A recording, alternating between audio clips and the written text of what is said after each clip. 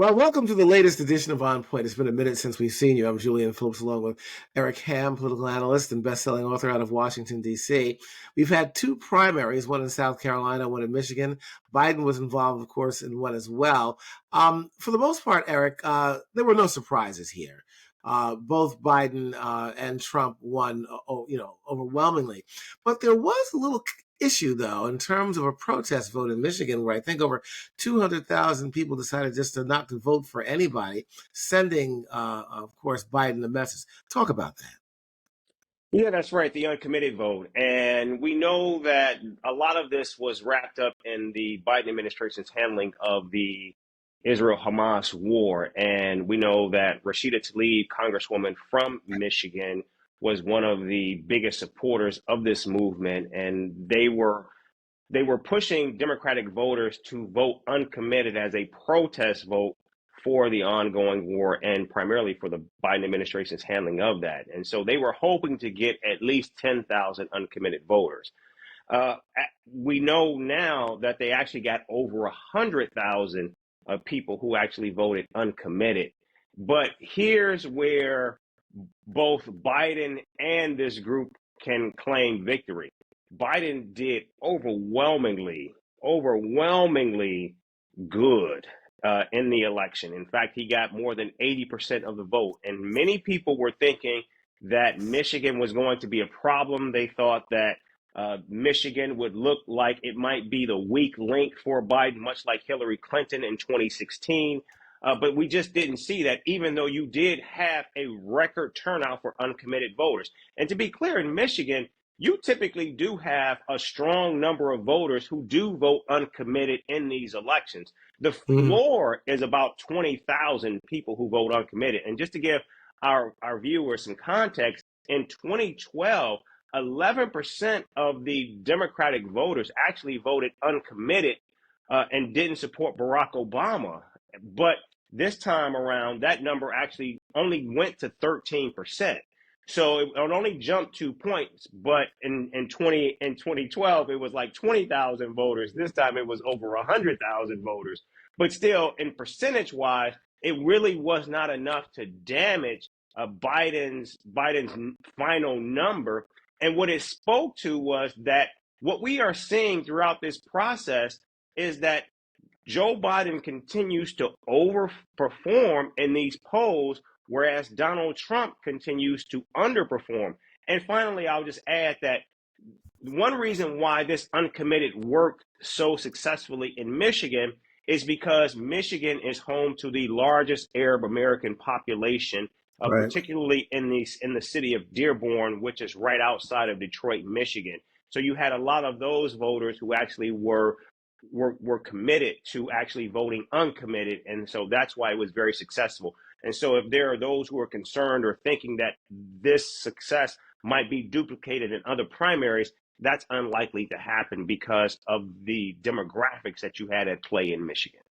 Let's talk about voter turnout. There was some concern that there might be apathy because some polls are suggesting that Americans were really not that happy about either Biden or Trump. But we're seeing that it looks like, in terms of the voter turnout, that people are really actually coming out. They're really participating in this primary process. Actually, Jocelyn Benson, the Michigan Secretary of State, actually said that they had a record turnout in Michigan. So again, and this is one of the arguments that Nikki Haley has been making. No one wants Donald Trump or Joe Biden, but what we saw was a record turnout in Michigan for this election. So it was a very strong night, I think, for Biden and also for those who wanted to make a statement. And we have to remember, too, that many of those Democratic voters that voted uncommitted, they came from some of the bluest areas in Michigan, Washtenaw County. People may not know what Washtenaw County is, but you know the University of Michigan, or you know Ann Arbor, and the University of Michigan is actually in Washtenaw County. And so you had a lot of young voters who supported that uncommitted. Many of those voters are expected to actually return back to the Democratic fold in the general election. In fact, the primary campaign manager for this entire operation made clear that they were going to be supporting Joe Biden actually in the Democratic general election of this race. Speaking of Nikki Haley, she's vowed to stay on through Super Tuesday. I guess she probably has enough donor support to do so. But again, it doesn't look like that she will get the nomination by any form or fashion. The math doesn't add up. I guess the question is, her staying in is for what purpose still at this point? Just to be a disruptor, maybe to hang on, with Biden's, not with Biden, but the former President Trump's legal issues. What's your take on this with her? At this point, I don't think it doesn't matter how long she stays in because this race is going to be over. I think if not by Super Tuesday, the first Super Tuesday of March 5th, definitely by the second Super Tuesday, which is March 12th. Mm-hmm. And Donald Trump will probably have enough of the requisite delegates to actually claim victory by then. And so I think this entire race will be over by the 19th because he'll be on a glide path. And many of these states are going to either be winner take all or winner take practically all of the delegates. And Mm-hmm. let's just to give you some example of how that plays out. If you look at South Carolina, which is where I was last Saturday covering the primary in South Carolina, Donald Trump won 47 of the 50 delegates that was allotted in that state. So Nikki Haley came away with maybe 3 delegates. And so that's how Donald Trump is going to be winning all of these states on Super Tuesday. And 2 of the biggest states, Texas and California, we are seeing right now that Donald Trump is leading in the polls in those 2 states in Texas, he's leading literally by 70 points, which Wow. means if he wins by that margin, he will win all of the delegates in that state. So we're talking over 200 delegates in those 2 states alone. Now, of course, Donald Trump, based on what we have seen from the early primary states, has underperformed. So if he gets anywhere near to those numbers, he will likely take all of the delegates, which means this race will all be over. And Nikki Haley, why she's staying in is only her guess as to why, because this becomes a math issue at this point now. And right now, there's just no way for her to get to that magic number of 1,215 delegates that you need to secure the nomination. So Donald Trump was on a glide, but it may be a very rough ride with turbulence there because he has a number of things that are facing him. Most recently, now the state of Illinois now is denying him to get on the ballot. He has issues also in terms of meeting a bond for the fraud case in New York State. Judge basically said, no, you have to come up with the money. So the question is, does he have it? Will he come up with that? And then, of course, the Supreme Court also, thirdly and lastly, they have weighed in now to see whether or not he can be charged, in the January 6th riots. What's your take on all this stuff for him? He has a lot Let to deal with. Yeah, let's start with the Supreme Court first because that was a bit of a shocker. Because basically, what the Supreme Court is going to do is take up this issue of whether or not a person, a U.S. citizen, is actually above the law. Should a former president be immune from acts carried out as president of the United States?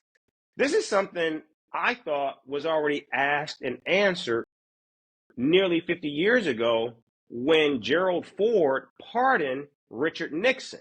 Mm, The reason for the pardon that Richard Nixon gave an outline was to confront any possible prosecution of the former president for his actions as president of the United States. mm, So why the Supreme Court is taking this up now is beyond me. Now, one reason they could be taking this up is to actually have a legal record by the Supreme Court that stipulates that no one is above the law. right. But even if that were the case, I do have issues with how they went about doing this. First of all, it took you 2 weeks to decide that you were going to hear the case.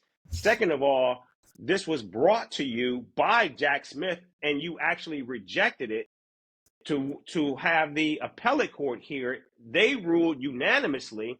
Then you decide to actually take this up. And now you're not going to hear it for another 7 weeks. Hmm. So now we're almost on a 2-month stretch here where the Supreme Court could have either weighed in, could have either said no, or could have simply said, we are going to let the trial play out and then weigh in. Right. So what we're seeing here is, once again, the American people are continuously losing faith in the Supreme Court because the Supreme Court is acting as a political actor. And I think that is what sends chills down the spines of many people who are deeply concerned about the pillar of democracy as it stands in this country, because it is the court who should be determining the constitutionality of what is done, and not be serving as a post of what's happening politically and weighing in on that effect. Lord have mercy. Moving forward here, of course, Trump once again. I mean, that's the focus here on the tail end of our conversation today, with the fraud case in New York State. He had to come up with, I think, it was over $300 some odd million. I mean, the total with interest over $455 million. 30 days. Otherwise, they're going to seize assets. That might be the case. He's been saying all along that he's worth millions and millions or billions and billions, but apparently he could only post, at least he wanted, at least to see if they would take at least just $100 million. How is this going to affect him? And how do you think that this also, Eric, might affect those who are really solidly behind him in his base? Might any of these things start to chip away of their faith in Donald Trump? The short answer to that question, Julian, is no. Where it has an impact politically is, we know Donald Trump is on the cusp of taking full control, not just of the Republican Party. We know he's been in control of the Republican Party since 2016, but now he's taking control of the Republican Party's actual assets, the RNC. Mm-hmm. And by taking control of the RNC, and we know he's going to install his daughter-in-law as the co-chair, and she is already making clear that she believes that Donald Trump supporters have no problem if he uses the RNC to actually pay his legal fees or pay judgments. So we know Donald Trump needs additional access to resources so he can begin to pay off the lion's share of these judgments that he is struggling with making payments on. Mm-hmm. And so that is now what the RNC is going to become for Donald Trump.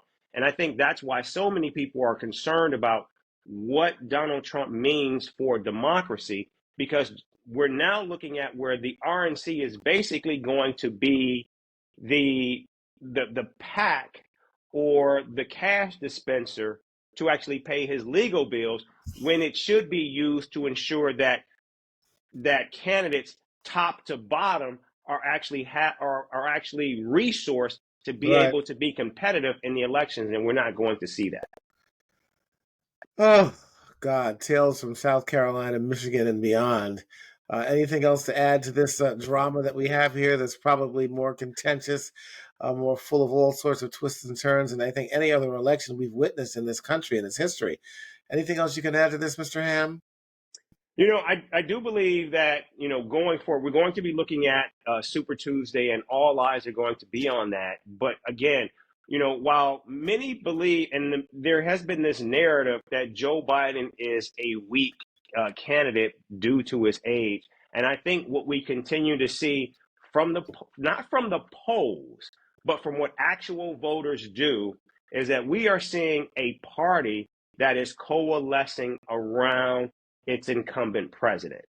We have seen Joe Biden do remarkably well, better than many of us expected, particularly in New Hampshire, where he was a write-in candidate, and again in Michigan, where many thought that the uncommitted vote could derail him there. And again, what we continue to see is those who write Joe Biden's political obituary, the voters continue to say something different. And so that's why it's so important to watch not what polls say voters are going to do, but watch what voters actually do. Lastly, this whole situation with the 14th Amendment, Section 3 of the Constitution, and now the state of Illinois wanting to throw Trump off the ballot. I would assume that that's not going to gain any traction. Well, this makes the third state that has removed him from the ballot. And so, again, This is where we know that the Supreme Court is going to weigh in and be the final arbiter to determine and decide what actually happens. But already you've got Colorado, Maine, and Illinois now making 3 states, and this is going to be an issue that they're going to have to confront and deal with. All right. Well, so much for this segment of On Point. Eric Ham, thank you so much. And of course, we have a lot to look forward to as we go on. We just don't know what kind of surprises we're going to get. But once again, we are trying to give here On Point information for you to make up your minds, not to tell you who to vote for. If you really like what you're hearing and you're seeing, please subscribe to On Point. Let other people know, and we would be most grateful. And also, we will take your questions too and answer those when they come in. So again, we will see you soon.